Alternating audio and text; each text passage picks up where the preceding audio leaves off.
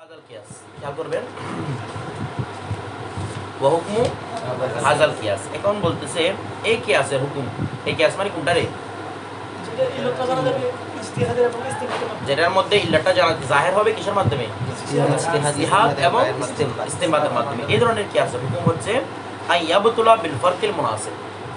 যদি যেহেতু এটা দেখেন এটার ভিত্তি হয়েছে ইজতিহাদের মাধ্যমে, কিসের মাধ্যমে, গবেষণার মাধ্যমে। তো কেউ যদি আরেকজন গবেষণা করে প্রমাণ করতে পারে যে আপনি যেটা ইল্লত বলতেছেন কি নয়, ইল্লত নয়, এর আগে যেটা ছিল এটাও মূলত এটার ইজতিহাদ এবং রায় দ্বারা আর কি, যেটা তাজলিসুল ইল্লত তারপর মনে করেন কি নো ব্রেক বের করছিলাম, এগুলো নিজের কি দ্বারা, ইজতিহাদ দ্বারা। আমি বলছিলাম না এগুলো এখানে ভিতরে অন্তর্ভুক্ত, এটা আলাদা করে একটা প্রকার করছে আর কি এটার মধ্যে।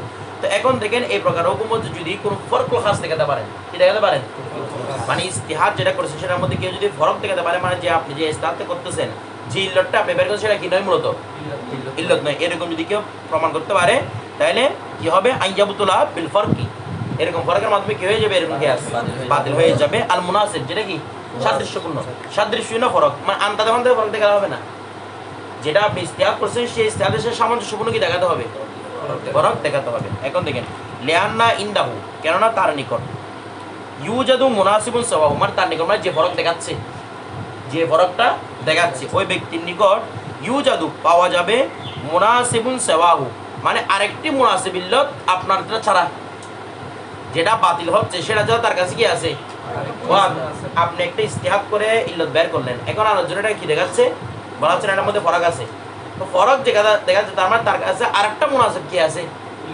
ইল্লত আছে, তখন সেটা গ্রহণযোগ্য হবে। লিআন্না ইনদাহু, কেন তার নিকট ইউজাদু মুনাসিবুন সাওয়াহু, তার কাছে এটা ছাড়া আরেকটা কি আছে, মুনাসিব ইল্লত আছে। ফি সুওয়ারিল হুকুম, কিসের সূরাতুল হুকুম, কিসের মাধ্যমে, সূরাতুল হুকুমের ক্ষেত্রে, হুকুমের সূরত দেওয়ার ক্ষেত্রে তার কাছে আরেকটা কি রয়েছে, মুনাসিব ইল্লত রয়েছে। ফালা ইয়াবকাল জন্নু, তখন আপনি যে জন্নে গারটা করছেন, ফালা ইয়াবকাল জন্নু, এই জন্নে গারটা কি রাখবে না, বাকি রাখবে না, বিইদাফাতিল হুকুমি ইলাইহি, তার দিকে হুকুম সম্পর্কিত করার ক্ষেত্রে, তার দিকে হুকুম সম্পর্কিত করার দ্বারা ওই কিতা বাকি থাকবে না, আর জনটা বাকি থাকবে না। কথাটা বুঝে গেছে? যেমন মনে করেন আমি একটা ফকিরকে টাকা দিচ্ছি, জন্না গালেব কি তার ফকারাত দূর করার জন্য আমি টাকাটা দিচ্ছি, ঠিক আছে। এখন মনে করেন আরেকজন সে বলতেছে না আপনার এই জনটা শুদ্ধ না, কারণ আমি গতকাল তার থেকে ওই ফকিরটা থেকে টাকা নিতে ওকে দেখছি, তাহলে এখন তারা না কি হয়ে গেল, মুনাসিব কোনটা হয়ে গেল, যে আজকে যেটা টাকা দিচ্ছে সেটা কি গতকাল টাকাটা ফেরত দিচ্ছে। কিন্তু এটাও কিন্তু সম্ভাবনাময়, কারণ হয়তো গতকালকে টাকা ফেরত দিতে পারে, আবার নয়তো গতকাল টাকাটা পরে দিবে, এখন কি দিচ্ছে, দান করতেছে, হতে পারে না এরকম। তাহলে ও যদি বলে না গতকালকে একটু টাকা দিচ্ছিল, তোমার এই জনটা শুদ্ধ না, তখন তার কাছে তারটা এখন বেশি মুনাসিব লাগতেছে, বিষয়টা বুঝে না, এখন তারটা বেশি মুনাসিব লাগতেছে না, গতকালকে ফকিরটা দিয়ে কি নিছে, টাকা নিছে, আজকে ফকিরটা কি দিচ্ছে, টাকা দিচ্ছে, তার মানে প্রবলতা কোথায়, বাকি টাকাগুলো দিচ্ছে, ফেরত দিচ্ছে। এখন ওইটা চেয়ে এটা প্রবল হয়ে গেছে কিনা, তখন আগের কেসটা বাতিল হয়ে যাবে। দেখেন কেন, লিআন্নাহু কানা বিনাআন আলা গালাবিজ জান্নি, এই বলতেছে কেননা এটার ভিত্তি হয়েছিল কিসের উপর, গলবায়জনের উপর। তো যখন আরেকটা গলবায়জন প্রাধান্য পাইছে, এই গলবায়জনটা কি হয়ে গেছে, বাতিল হয়ে গেছে। এখন দেখেন ওয়াকাত বাতালা যালিকা, আর ওইটি বাতিল হয়ে গেল বিল ফরকি, কিসের মাধ্যমে, মানে গলবায়জনটা ফরকের মাধ্যমে কি হয়ে গেল, বাতিল হয়ে গেল। ওয়ালা হাজ, এর উপর ভিত্তি করে কানাল আমল বিন নওমিল আউয়াল। এখন দেখেন ওই সমগ্র কথা বলতেছে, আমরা কিছু ইল্লত বের করছিলাম কোরআন থেকে, প্রথম প্রকার মানে কোরআনের প্রথম প্রকারের মধ্যে কোরআন এবং সুন্নাহ থেকে, দ্বিতীয় প্রকার বের করছিলাম ইজমা থেকে, তৃতীয় প্রকার বের করতেছি কিয়াস থেকে, তৃতীয় প্রকার হুকুম বর্ণনা করতেছে যে কি ওয়ালা হাজ, এর উপর ভিত্তি করে কানাল আমল বিন নওমিল আউয়াল, মানে কোরআন হাদিস থেকে যে ইল্লতটা বের হয়, যেটাকে কোরআন ইল্লত বলছে অথবা হাদিসে ইল্লত বলছে, এরকম প্রকারের উপর আমল করা হচ্ছে বিমানজিলাতিল হুকমে বিশ শাহাদাত, বিমানজিলাতিল হুকমে কোন ওই হুকুমের মঞ্জলায়, ওই হুকুমের মঞ্জলায় যে হুকুমটা দেওয়া হয়েছে বিশ শাহাদাতি, সাক্ষীর মাধ্যমে, এটা মানে একটা আপনাকে মূল তুলনাটা বোঝাচ্ছে আর কিসের মাধ্যমে, সাক্ষীর মাধ্যমে, বাদাত তাসকিয়াতি শাহেদ, সাক্ষীর তাসকিয়ার মাধ্যমে। দেখেন একটা মনে করেন আমি ফয়সালা করতেছি, সাক্ষী লাগবে না, সাক্ষ্য লাগবে কিনা, মানে সাক্ষী লাগবে, যেগুলোর মাধ্যমে আমি কি করতে পারবো, ফয়সালা করতে পারবো। তো দুইজন সাক্ষী আসছে, তাহলে ফয়সালা করা উপযুক্ত। বাদাত তাসকিয়া, এদের ব্যাপারে জানা গেছে কি এরা বড় বড় আল্লাহর ওলি দুজন, বা এরা দুজন আদেল ব্যক্তি, তাসকিয়া করা গেছে। তখন আমি মনে করি দুজন ব্যক্তিও আসছে, এদের তাসকিয়াও করলাম যে এরা যে সত্যবাদী, এরা কোনো মিথ্যা কথা বলে না, এরকম তাসকিয়া করার পরে যদি আমি এদের দুজনের উপর ভিত্তি করে ফয়সালা দিয়ে, ফয়সালা কি মজবুত হবে না দুর্বল হবে? মজবুত হবে। আর যদি এমন করে দুজন ব্যক্তি আসে তাসকিয়া করে নাই, ফয়সালা দিয়ে দিছি, এটাও কিন্তু ফয়সালা হবে, কিন্তু আগেরটার চেয়ে দুর্বল। এটা বলতেছে কোরআন হাদিসের উপর আমল করা মানে কিরকম? ওই ব্যক্তির ফয়সালার মতো যে ব্যক্তির ফয়সালাকে সাক্ষ্য, যে ব্যক্তির ফয়সালার সাক্ষ্য গ্রহণ করা হয়েছে কিসের পরে? বাদাত তাসকিয়াতি, তার আদালত প্রমাণের পরে, তার আদালত প্রমাণের পরে। আচ্ছা, ওয়া তাদিলি, তার আদালত হয়ে যাবে তাসকিয়া এবং তা আদালত এগুলো প্রমাণের পরে। এরপর তার তাসকিয়া মানে দিনদারিতা আর কি, তার দিনদারিতার সম্পর্কে প্রমাণ পাইছে, আদালত সম্পর্কে প্রমাণ পাইছে, এগুলো পরে কি দিচ্ছে? ফয়সালা করতে তারা মজবুত না? তো কোরআন হাদিস থেকে ইল্লাত বের করার মানে হচ্ছে এরকম, যেমন নাকি আমি একটা ফয়সালার ক্ষেত্রে দুজন সাক্ষী আনলাম, এদের আদালত পরীক্ষা করলাম, তাসকিয়া পরীক্ষা করলাম, এরপর কি দিলাম? ফয়সালা দিলাম। এটা হচ্ছে কোরআন হাদিস যেভাবে শক্তিশালী হবে, কোরআন হাদিসের উপর ইল্লাতটা এরকম কি হবে? শক্তিশালী হবে। তারপর পন্নাউস সানিয়ানি আল ইজমা, কি এজমা? তো এজমার সাথে আমল করাটা কিরকম? এজমা যেটাকে ইল্লাত বলে সেটা কিরকম বলা হচ্ছে? বিমানজিরাতি শাহাদাতি, সাক্ষ্যের মঞ্জরায়। এখানেও কি আছে? সাক্ষ্য আছে, তবে ওই সাক্ষ্যের মঞ্জরায় ইন্দা জুহুরিল আদালতি, যখন তার কাছে আদালত কি হচ্ছে? যারা যে, তবে কবরাত তাসকিয়া, তবে দিনদারিতা পরীক্ষা করা হয় নাই। এমনি আদালত আমরা আছি না, এমনি কত বলে মানুষটা ভালো কিন্তু না, এক কত নামাজ কালামও পড়ে না, এরকম আছে কত? এমনি বলছে কি ভালো মানুষ, ভালো মানুষ মানে কারোর সাথে এমনি শয়তানের মধ্যে দাঙ্গা হাঙ্গামার মধ্যে নাই, কিন্তু দিনদারিতা নাই। দিনদারিতা পরীক্ষা করে নাই বলবো না, পরীক্ষা করা হয় নাই, দিনদারিতা পরীক্ষা করা। ওই রকম আদালত ব্যক্তি যাদের কাছে দিনদারিতা নাই, এদের উপর ইসলামে কোনো কি করে না? ভিত্তি করে না। ব্যাপারটা বুঝেন নি? আপনার মধ্যে যদি কি না থাকে, দিনদারিতা না থাকে, এমনি আদালত আছে, আদালত হিন্দুদের মধ্যে আছে না? দিনদারিতা আছে নাই। কত বড় দেখবেন যে হিন্দু অনেক ভালো মানুষ আদালত করতেছে, যেমন আমার মাদার তেরাসা কি ভালো মানুষ ছিল না? কিন্তু দিনদারিতা ছিল? দিনদারিতা ছিল না। তো এখানে আমার তাসকিয়ার মধ্যে দিনদারিতাও পরীক্ষা করতে হয়, আদালতও পরীক্ষা করতে হয়। এখন বলতেছে যে এজমার মাধ্যমে যে ইল্লাতটা বের করছে সেটা হচ্ছে ওই ব্যক্তির মতো, যে ব্যক্তির ক্ষেত্রে, যে ব্যক্তির ফয়সালার ক্ষেত্রে দুইটা সাক্ষী আনা হয়েছে, এরা আদালতে সেটা জানা গেছে, তবে তাসকিয়াটা কি করা হয় নাই? পরীক্ষা করা হয় নাই। সেটা কি আগের মতো হবে? না। এটার আদালত আছে শক্তিশালী, আদালত যেহেতু আছে, আদালত যেহেতু আছে কি হয়েছে? শক্তিশালী যে, কিন্তু আগেরটার মতো কি ছিল? তাসকিয়া সহকারে ছিল। এখানের মধ্যে তাসকিয়া পরীক্ষা করা হয় নাই। তাসকিয়া নাই বলবো না, পরীক্ষা করা হয় নাই। আদালতের ভিতরে তো তাসকিয়া অন্তর্ভুক্ত হবে না। আদালত এই বললাম না, হিন্দুর মধ্যে কি আছে? আদালত আছে, কিন্তু দিনদারিতা তাসকিয়া না। এই আদালত আর কি মানে আপনার সাক্ষ্যটা হয়েছে, তো ফয়সালাটা হয়ে গেছে, তবে ফয়সালাটা ওইটার মঞ্জলায় নয়। এই ফয়সালার উপরও ফয়সালা হবে, আগের ফয়সালার উপর কি হবে? কিছু বুঝতেছেন না? আদালত যেহেতু সাবিত হয়ে গেছে, আদালতের ভিতরে ধর্মীয় শরীয়ত বিরোধী কাজ থেকে বিরত থাকে আদালত না। আদালত শরীয়ত বিরোধী কাজ থেকে বিরত থাকে না। আদালত মানে হচ্ছে যে মানুষের কখনো হক না মারা, কারো কখনো মিথ্যা অপবাদ না দেবে, এগুলোর নাম হচ্ছে আদালত। বুঝছেন? আত্মাসকে মানে হচ্ছে যে তার ধর্ম ঠিক থাকা, ধর্মের কাজ সম্পর্কে অভিহিত থাকা। হিন্দুদের মধ্যেও আদালত আছে, আদালত আছে না? নাই বলে না, আছে না? নাই। আমাদের ওই যখন আমরা উসুল হাদিস পড়ছিলাম, সেখানে একটি কথা বলছিল, আদালাতুর রাবি ইসলামুর রাবি। এটা কি জোর বলছে? ব্যক্তির মধ্যে কি থাকতে হবে? আদালতও থাকতে হবে, প্লাস ইসলামও থাকতে হবে। কোন রাবি আদেল, মানে ইসলাম গ্রহণ আগে থেকে আর আদেল, কিন্তু কি নাই? ইসলাম নাই, মুসলিম নয়, তখন যদি কোনো হাদিস রেওয়ায়াত করে সেটা আবার ঠিক হবে না, গ্রহণযোগ্য হবে না। বলো তো কেন? সে তো আদেল, কারণ তার মধ্যে ইসলাম নাই, তাসকিয়া নাই। সেটা বুঝে গেছে? আমাদের এখানে কি শর্ত? তাসকিয়াও শর্ত। ধরেন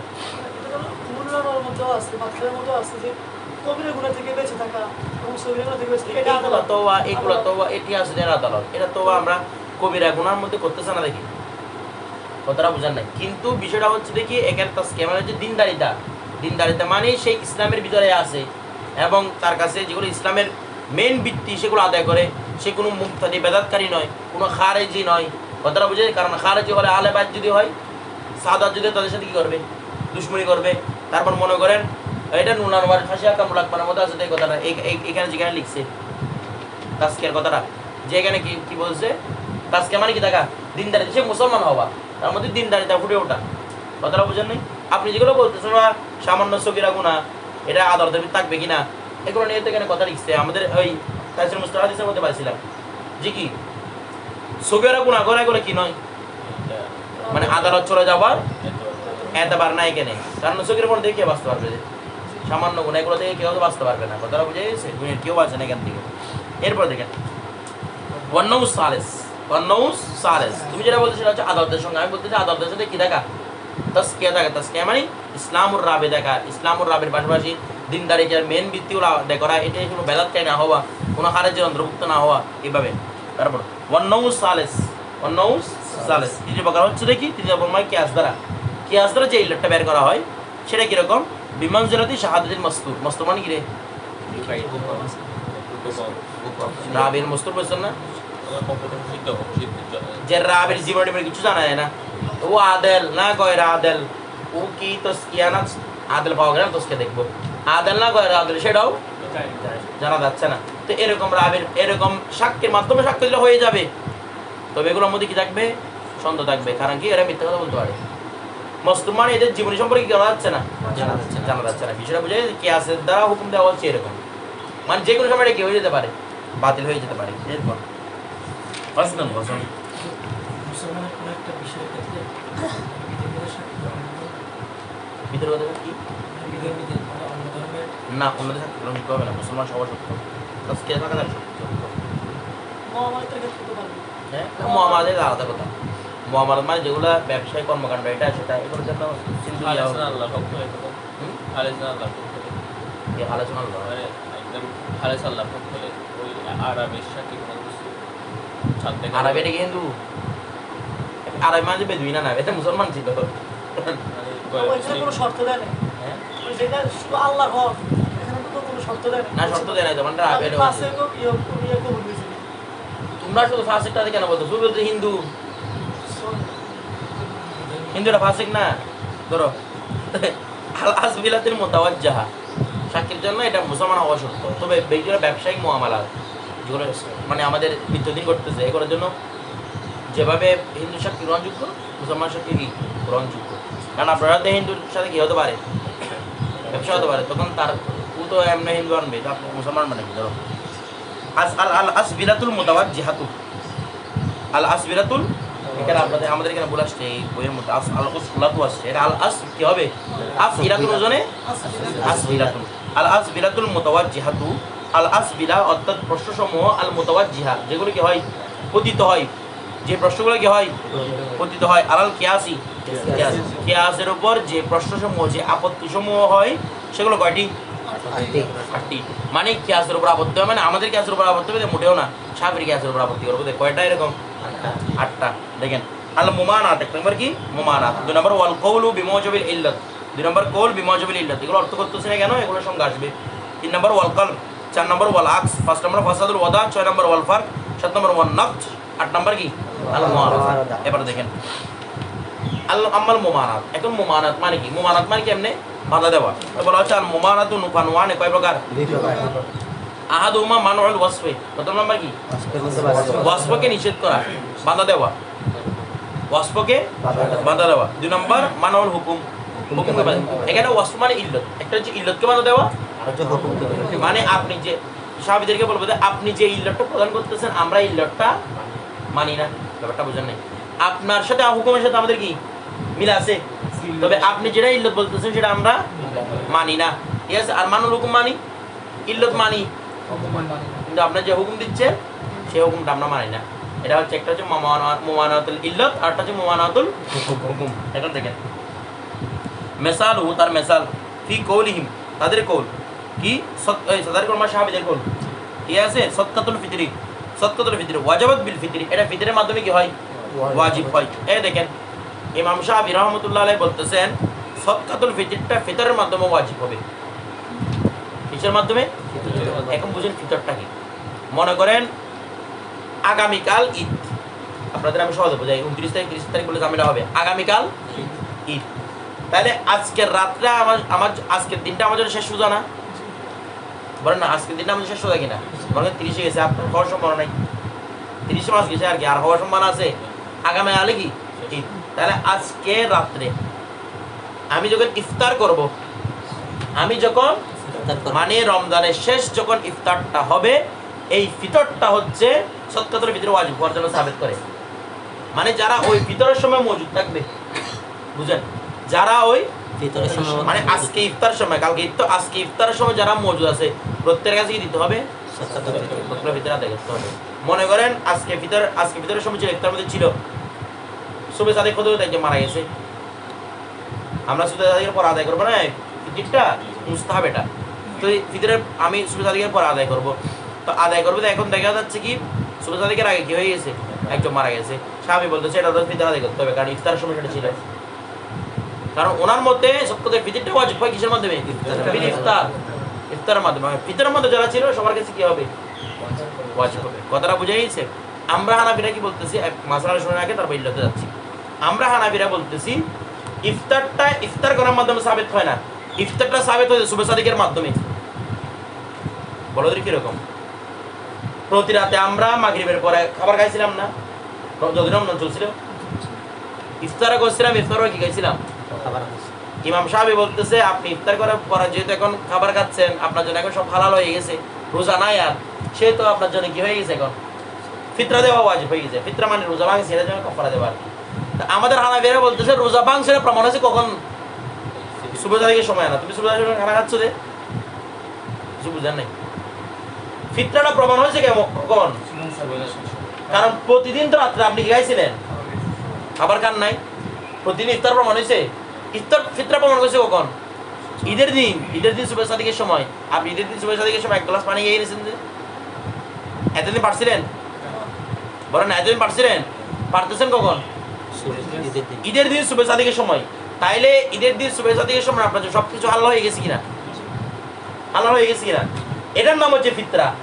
এটার নাম কি, অর্থাৎ রোজা এতদিন রাখছেন, এখন ভাঙছেন, তো ভাঙছেন এটা প্রমাণ হয়েছে কখন, ওনারা বলতেছেন আজকে ইফতার করছেন সেজন্য, আমরা বলতে আজকে ইফতার করছি সেজন্য কি জন্য হবে, প্রতিদিন কি করছি, ইফতার করছি, এরপর রাতেও খাবার খাইছি, প্রমাণ হয়েছে কখন, আজকে সুবে সাদিকের সময় প্রমাণ হয়েছে আমি রোজা রাখি নাই। এর আগে প্রমাণ হয়েছিল না, প্রমাণ হয়নি। আমরা বলতেছি যে কি সুবে সাদিকের সময় যারা থাকবে প্রত্যেকের উপর কি হবে, ফিতরা ওয়াজিব হবে। কথাটা বোঝেন নাই? তো মনে করেন আমাদের মতে কেউ যদি মাগরিবের সময় ছিল, সুবে সাদিকের আগে মারা গেছে, তার উপর বিষয়টা বুঝে গেছে? এবার দেখেন শাওয়ালের চাঁদ ওঠার মাধ্যমে তো প্রমাণ হয়ে যায় যে এটা তো আমাদের কথা হচ্ছে ফিতরাটা কেন, ফিতরা মানি অর্থ দেখেন, ফিতরা মানি ভঙ্গ করা না, ফিতরা দেন কেন, মানে এতদিন উপোস থাকছেন, আজকে ভাঙছেন, এই জন্য ফিতরা দেন। এই ব্যাপারে তো সবাই একমত, শাফি একমত, হানাফি একমত, কিন্তু কখন ফিতরাটা প্রমাণ হচ্ছে সেটা নিয়ে একতলা। বিষয়টা বুঝে গেছে? দেখেন এবার তো ওনারা ইল্লত কি বলতেছে, সৎকাতুল ফিতরে ওয়াজিব বিল ফিতরি, সৎকাতুল ফিতরে কিসের মাধ্যমে ওয়াজিব হয়, ইফতারের মাধ্যমে। ফালা ইয়াসকুতু বিমাউতিহি লাইলাতুল ফিতরি, ফালা ইয়াসকুতু সাকিত হবে না, বিমাউতিহি ওই ব্যক্তির মৃত্যুর মাধ্যমে, লাইলাতুল ফিতর ইফতারের রাতে যদি কেউ মারা যায় তার থেকে কি হবে না, কারণ তুমি ইফতার পাইছো। কথাটা বুঝেন নাই? আচ্ছা, এরপর কুলনা আমরা বলবো লা নুসাল্লিমু উজুবাহা বিল ফিতর, আপনি যে বলতেছেন ইফতারের মাধ্যমে ওয়াজিব, সেটাকে আমরা লা নুসাল্লিমু আমরা মানি না, বাল সাকাত হবে না, হ্যাঁ ফালা ইয়াসকুতু বিমাউতিহি, মানে এটা সাকেত হয়ে যাবে না, কোনটা সাকেত হয়ে যাবে না, থাকবে আর কি, যেহেতু মরে গেছে ইফতার পাইছে, তো শাফির মধ্যে কি পাইছে, ইফতার পাইছে। এখন দেখেন বলুন না, আমরা বলবো না নুসাল্লিমু উজুবাহা, আমরা তার উজুবকে সাবিত করি না, বিল ফিতর, আপনি যেটা ইল্লত দেখাছেন আমরা ইল্লতকে মানি না। বাল ইন্দানা, বরং আমাদের মতো ওয়াজিব হচ্ছে তাজিবু বিরাসি, এমন মাথা থাকা, মাথা মানে মানুষ, মাথা মানে কি এখানে শুধু মাথাটা পুরুষের পড়ে গেছে, মাথা একটা আছে, মাথা কোনো বলে না, মাথা কোনো মানে কি মানসিক কোনো, বলা হচ্ছে তাজিবুর বিরাসিন, এমন মাথা থাকার মাধ্যমে, ইয়ামুনুহু যে মাথাটা মানা, ইয়ামুনু যে মাথাটা দায়িত্ব গ্রহণ করে, হু ওই সদকাতুল ফিতর যার উপর ওয়াজিব হয়েছে তার, যে মাথাটা যার উপর সদকাতুল ফিতর হয়েছে তার কি করে রে, দায়ভার গ্রহণ করে। মানা ইয়ামুনু মানে দায়ভার গ্রহণ করা, কারো খরচ বহন করা, এটা মানে কি মন থেকে, মানা ইয়ামুনু কি করা, দায়িত্বভার গ্রহণ করা, খরচ গ্রহণ করা। তো বলা হচ্ছে ইয়ামুনু যে মাথাটা খরচ বহন করে, হু ওই সদকাতুল ফিতর যার উপর সদকাতুল ফিতর ওয়াজিব হয়েছে তার। কথাটা বুঝেন না? আপনার সন্তানের সদকাতুল ফিতর আপনার ওয়াজিব না, তাহলে আপনি আপনার সন্তানের দায়ভার গ্রহণ করলেন কিনা, তাহলে আপনি আছেন আপনার উপর কি ওয়াজিব, ওয়াজিব। তারপর ওয়াই আলী আলাইহি, জি বুঝি না এই কথাটা, আপনি আপনার সন্তানের দায়ভার গ্রহণ করছেন না, দুইজনের উপর কি ওয়াজিব, সদকাতুল ফিতর ওয়াজিব। একটা হচ্ছে যার দায়ভার গ্রহণ করা হয়, যে দায়ভার গ্রহণ করে দুজনের উপর। প্রথম নম্বর হচ্ছে ইয়ামুনুহু, যে মাতাটা তার দায়ভার গ্রহণ করতেছে, মানে আপনি আপনার সন্তান দায়ভার গ্রহণ করলেন কিনা, তাহলে আপনি একটা মাতা, আপনি আপনার সন্তানে কি বললেন, দায়ভার গ্রহণ করলেন, আপনার উপর কি ওয়াজিব, ভিতরে ওয়াজিব। আবার কার ওয়াজিব, ওয়ালি আলাইহি, এবং যে মাতার উপর সে কি হয়, যে মাতার উপর সে অভিভাবকত্ব গ্রহণ করে, আপনার উপর তো ওয়াজিব, আপনি খরচ গ্রহণ করছেন, আপনার উপর ওয়াজিব। আবার যে মাতার উপর আপনি অভিভাবকত্ব গ্রহণ করছেন, সে মাতার উপরও ওয়াজিব, তার মানে আপনার সন্তানের উপর ওয়াজিব। আজকে সুবেদা দিকে সময় হয়েছে একটা বাচ্চা, তার উপরও সৎকাতের ভিত্তি ওয়াজিব, কারণ শর্ত ছিল কি ওই টাইমে উপস্থিত থাকা। সৎকাতের ভিত্তির আগে জন্মগ্রহণ করছে, তার উপরও সৎকাতের ভিত্তির ওয়াজিব, মানে টোটাল কথা হচ্ছে সৎকাতের ভিত্তিটা পাওয়া। সৎকাতের সুবেদার পরে জন্মগ্রহণ করছে, তার উপর সৎকাতের ওয়াজিব নয়, কারণ ওই টাইমে ছিল না। কোন টাইমে? সুবেদাদিকের সময় ছিল না। বিষয়টা বুঝে গেছে না? বুঝেন নাই? তাহলে আমরা এটার ইল্লত বয়ান করতে কি বুঝো নাই?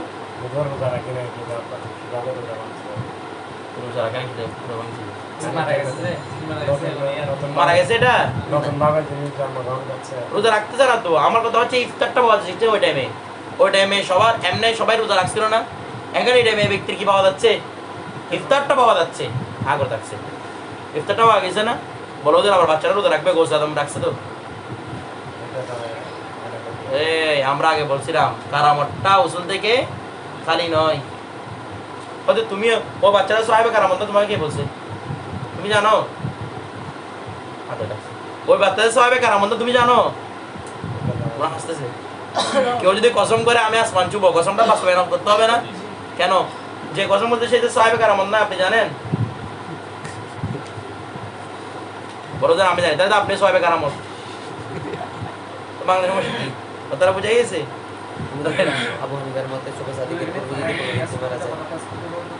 কেন কোথায়? না না, এটা তো হচ্ছে রে ফালাইয়াস কুতু, ফিতিরটা সাকেত হবে না, শুধু ফিতির। ফিতির মানে সৎকাতের ফিতির আর কি। যদি ইয়াস কুতু ধরেন তাহলে ধরবেন শুধু ফিতির, একই হিসাব। আর যদি তাস কুতু ধরে হয়ে গেছে। ধরেন কি হয়েছে? বাচ্চাটা তো সবে সাদিকের পরে যখন জন্মগ্রহণ করবে তখন তো আর দিতে হবে না, না দিতে হবে, সময়টা পাই নাই তো। রোজা শুরু হয় কোথা থেকে? সবে সাদিক থেকে। তো এই তো সবে সাদিকের পরেই তো জন্মগ্রহণ, সেটার উপর আছে রোজা আছে। ধরেন সাদিকের পূর্বে মারা যায় কোনো ব্যক্তি, যার উপর রোজা আছে তার উপর কি আছে সৎকাতের বিধির। তো রোজা থাকার জন্য কি লাগবে? সবে সাদিক লাগবে। এরপরে তো রোজা রাখলে কোনো একটা বড় নাই, কথাটা বুঝেন নেই? আপনি সবে সাদিকের সময় খেয়ে আমি যখন 10টা থেকে রোজা রাখবো, আমি রোজাগুলো হবে না? সবে সাদিকের পূর্বে যদি কোনো ব্যক্তি মারা যায় তার উপর তো সৎকাতের বিধি ওয়াজিব হবে। মারা গেছে না, মারা হতো না তো পাইছে। তো কি পাইছে রে? সবে সাদিকের পূর্বে আমরা এই সময় খাবার খাই না, কোন সময় খাবার খাই আমরা? সিয়ারের সময় না সবে সাদিকটা? সবে সাদিকটা সেহের সময় না, সেহেরির পরে না সবে সাদিক। যে টাইমের মধ্যে রোজা রাখতে হয় সেহেরির শেষ সময়, এটা হচ্ছে সবে সাদিক। বুঝতে এবার? ওই সময় কেউ যদি মারা যায় তার উপর এই সময় মারা গেছে, সুবে সাদিক পাইছে কিনা সেটা বলার আগে। যদি পাই সুবে সাদিকটা যদি পাই তার উপর কি সৎকাতের বিধির ওয়াজিব। আর যদি এর আগে মারা যায়, 3টা বাজে মারা গেছে, এরকম মনে করে স্ট্রোক করে রাতে সারিতে উঠে, এগুলোর উপর কি সৎকাতের বিধির ওয়াজিব। আচ্ছা ধরেন আমাদের সময় চলে যাচ্ছে। এটা আমার একটা 5 মিনিট বেশি চলে করে টাইম নেই, 41 বাজে। 41 এটা দরকার নাই শুধু এটা। ওয়াকাদালিকা অনুরূপভাবে ইজা কিলা যদি বলা হয় থেকে কদরুজ যাকাতে ওয়াজিবুন, এই যাকাতের পরিমাণটা কি হয়? ওয়াজিব হয়। ফি জিম্মাতে, জিম্মার মধ্যে যাকাতের পরিমাণটা জিম্মার মধ্যে ওয়াজিব। ইমাম সাহাবী বলতেছে যেভাবে দাইন নিলে, ঋণ নিলে জিম্মার মধ্যে ওয়াজিব হয়, যাকাতের টাকাটাও কি জিম্মার মধ্যে ওয়াজিব। ইল্লত কি দেখাইছে কার সাথে? কর্দের সাথে, দাইনের সাথে। ফালা ইয়াসকুতু বিহালাকিন নিসাব কাদ দাইন। সুতরাং আপনার যদি নেশাব হালাক হয়ে যায়, আপনার কাছে জাকাতটা কি হবে না? হালাক হবে না। মানে আপনি মনে করেন আমি এর থেকে আব্দুল্লাহ থেকে 1 লাখ টাকা ঋণ নিলাম, এখন টাকা যে করে দিব তাড়াতাড়ি শুরু করে নিয়ে গেছে, তো আব্দুল্লাহ টাকাকে হালাক হয়ে যাবে, মানে আব্দুল্লাহকে টাকা দিতে হবে না? আমার অবশ্যই দিতে হবে। অনুভবে জাকাতটা এরকম, জাকাত দিতে যাচ্ছেন, টাকাগুলো মারি নিয়ে গেছে আপনার, বা আপনার এই বছর জাকাত ওয়াজিব হয়েছে, টাকা দিবেন আর কি, এর আগে কি হয়ে গেছে নিয়ে গেছে। এবং সাহেব বলতেছে যখন টাকা আপনি কামাতে পারবেন তখন এগুলো কি আদায় করতে হবে, টাকাটা আদায় করতে হবে। তুমি নিয়ে যাওয়া টিয়ে যায় এগুলো কোনো একটা বা নাই। এখন দেখেন, কারণ উনি কি বলছেন, যেভাবে দাইনটা জিম্মার মধ্যে ওয়াজিব হয়, যাকাতটা জিম্মার মধ্যে ওয়াজিব। সম্পদের সাথে সম্পদের কি আছে? কুল না, আমরা বলবো লা নুসাল্লিমু, আমরা এটা সমর্থন করি না যে বিআন্না কদরা যাকাতে ওয়াজিবুন, যাকাতের পরিমাণটা ওয়াজিব হয় ফি জিম্মা, আমরা এটা সমর্থন করি না। তো আমরা কি সমর্থন করি? আমাদের ইলত যে বাল আদাও ওয়াজিবুন, আমাদের মূল উদ্দেশ্য কি? আমাদের কথা হচ্ছে যে জিম্মায় থাকা ওয়াজিব নয়, আদায় করা ওয়াজিব। টাকা নাই, আদায় কোথায় করবো? ওয়াজিব কি? আদায় আদাও, টাকা নাই, আদায় করতে করবো। তার মানে যদি হালাক হয়ে যায় দেওয়ার আগে আদায় করতে হবে। এটার উপর আদায় করতে হবে না। আমাদের হানাফিরা সহজ।